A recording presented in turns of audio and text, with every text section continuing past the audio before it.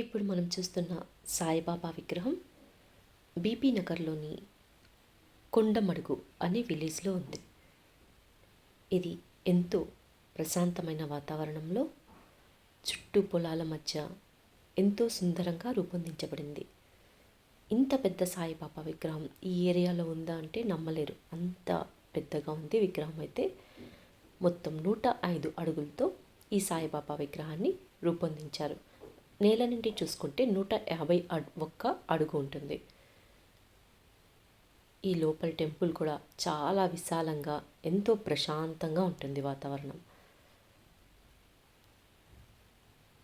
ఇక్కడ పూజలు కూడా ఉన్నారు. మనకి అర్చన చేసి కాసేపు బాబావి మనకి చదివిస్తారు. హారతి ఇచ్చేప్పుడు పాట కూడా పాటిస్తారు. ఇంకా బాబా విగ్రహం అయితే ఒక రథం మీద ఊరేగుతున్నట్టు ఉంటుంది. ఇంకా చుట్టూ మనకి బాబా వివిధ రూపాల్లో కనిపిస్తారు. గణేశుని రూపంలో, మురళీకృష్ణుని రూపంలో, ఇంకా హనుమంతుని రూపంలో, అటు సైడు హనుమంతుని రూపము అన్నీ ఉన్నాయి.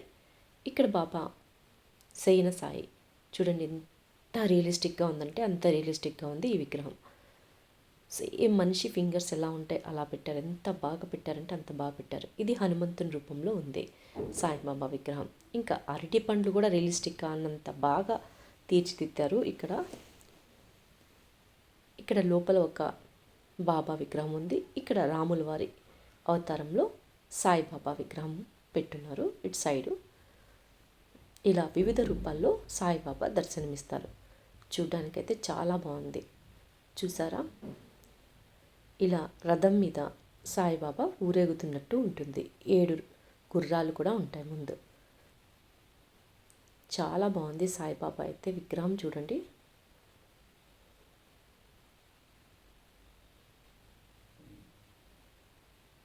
ఈ మందిరం కూడా చాలా ప్రశాంతమైన వాతావరణంలో ఉంది. ఇంకా ఎంటర్ అవుతూనే అటు ఇటు ఇలా చామంతి చెట్లు పెట్టారు, చాలా బాగున్నాయి. ఇక్కడ బాబా పాదాలు పెట్టున్నారు. ఇవి కూడా చాలా పెద్దగా ఉన్నాయి. బాబా పాదాలు కూడా చాలా పెద్దగా ఏర్పాటు చేయడం జరిగింది. ఇన్ని స్టెప్స్ ఎక్కి మనం పైకి వెళ్ళి బాబాని చూడొచ్చు. బాబాని కూర్చోబెట్టారు.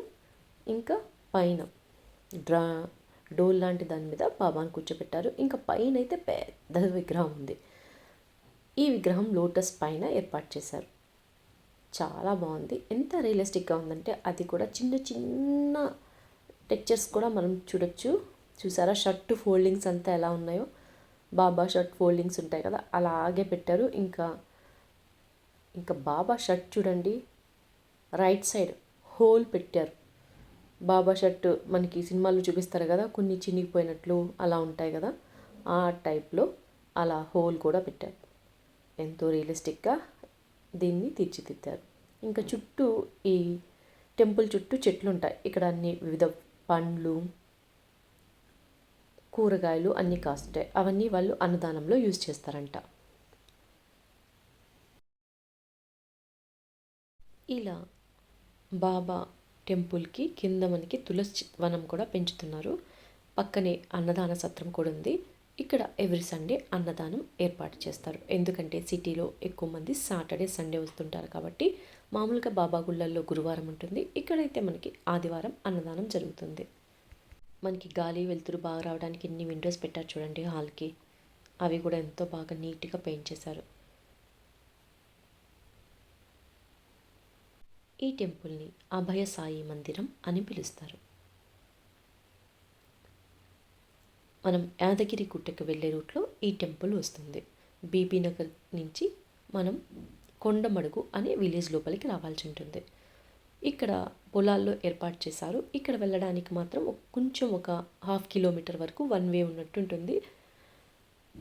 కారులో పోవాలంటే కొంచెం అది మనకి ఎదురుగా ఏ కారు రాకుండా ఉంటే కానీ ఓకే, లేకపోతే ఏమన్నా కొంచెం కష్టం అనిపిస్తుంది.